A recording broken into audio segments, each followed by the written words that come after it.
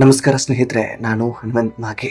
ಶಿವಾಜಿ ಭಾವಚಿತ್ರ ಮೆರವಣಿಗೆ ವೇಳೆ ಬಾಗಲಕೋಟೆಯಲ್ಲಿ ಕಲ್ಲು ಹಾಗೂ ಚಪ್ಪಲಿ ತೂರಾಟ ಆಗಿರುವಂತಹ ಒಂದು ಹೀನ ಕೃತ್ಯ ನಡೆದು ಬಿಟ್ಟಿದೆ. ನಿಜಕ್ಕೂ ಇಂತಹ ಘಟನೆಗಳಿಂದ ನಮ್ಮ ಭಾವೈಕ್ಯತೆಗೆ ಧಕ್ಕೆ ಬರುತ್ತೆ ಅನ್ನೋದಕ್ಕೆ ಇದೊಂದು ಜೀವಂತ ಸಾಕ್ಷಿ ಅಂತ ಹೇಳಿದ್ರು ಕೂಡ ತಪ್ಪಾಗ್ಲಿಕ್ಕಿಲ್ಲ.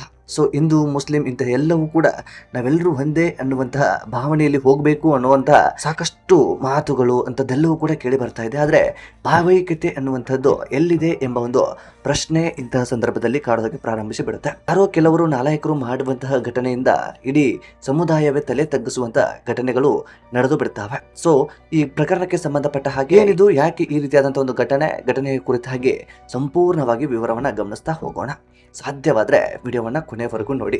ಸ್ನೇಹಿತರೆ, ನೀವೇನಾದರೂ ನಮ್ಮ ಚಾನಲನ್ನು ಸಬ್ಸ್ಕ್ರೈಬ್ ಮಾಡಿಕೊಳ್ಳದೆ ವಿಡಿಯೋವನ್ನು ನೋಡ್ತಾ ಇದ್ರೆ ಈ ಕೂಡಲೇ ಸಬ್ಸ್ಕ್ರೈಬ್ ಮಾಡಿ ಹಾಗೂ ಹೆಚ್ಚಿನ ವಿಡಿಯೋಗಳಿಗಾಗಿ ಬೆಲ್ ಐಕನ್ ಕೂಡ ಕ್ಲಿಕ್ ಮಾಡಿಕೊಳ್ಳಿ. ಫೆಬ್ರವರಿ 19ರಂದು ಶಿವಾಜಿಯವರ ಭಾವಚಿತ್ರ ಮೆರವಣಿಗೆ ವೇಳೆ ದುಷ್ಕರ್ಮಿಗಳು ಕಲ್ಲು ಚಪ್ಪಲಿ ತೂರಾಟವನ್ನು ನಡೆಸಿಬಿಟ್ಟಿದ್ದಾರೆ. ಬಾಗಲಕೋಟೆಯ ಕಿಲ್ಲಾ ಓಣೆಯಲ್ಲಿ ನಡೆದಿರುವಂತಹ ಘಟನೆ ಇದು.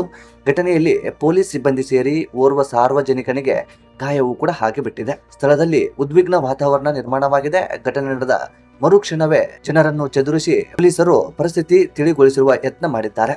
ಮುಂಜಾಗೃತಾ ಕ್ರಮವಾಗಿ ಪಂಕಾ ಮಸೀದಿ ಮತ್ತು ಕೊತ್ತಲೇಶ್ವರ ದೇಗುಲ ಬಳಿ ಹೆಚ್ಚಿನ ಭದ್ರತೆಯನ್ನು ಒದಗಿಸಲಾಗಿದೆ.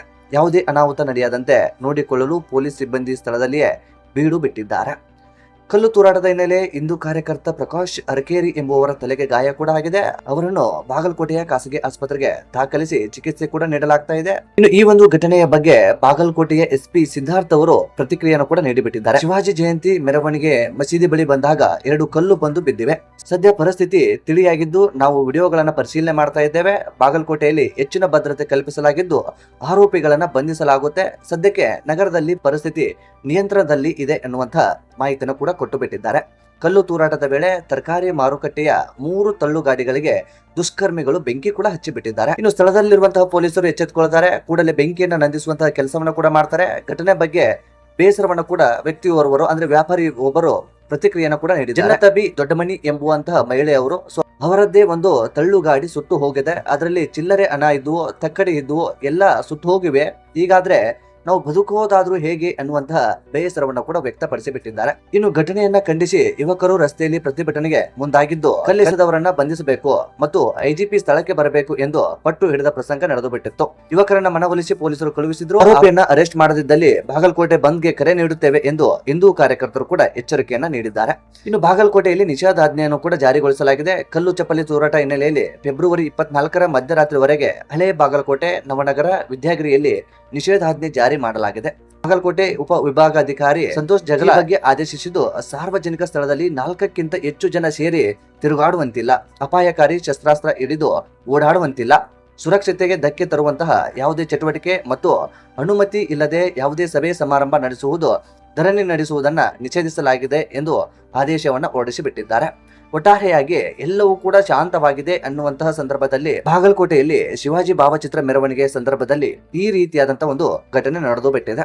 ಸೊ ಯಾರೋ ಒಂದು ಕೊಳಕು ಮನಸ್ಸಿನ ವ್ಯಕ್ತಿಗಳು ಮಾಡಿರುವಂತಹ ಇಂತಹ ಕೆಟ್ಟ ಕೃತ್ಯದಿಂದಾಗಿ ಅಥವಾ ಇಂತಹ ಕೆಟ್ಟ ಕೆಲಸದಿಂದಾಗಿ ಇಡೀ ಸಮುದಾಯವೇ ತಲೆ ತಗ್ಗಿಸುವಂತ ಕೆಲಸ ಇದಾಗಿ ಬಿಟ್ಟಿದೆ.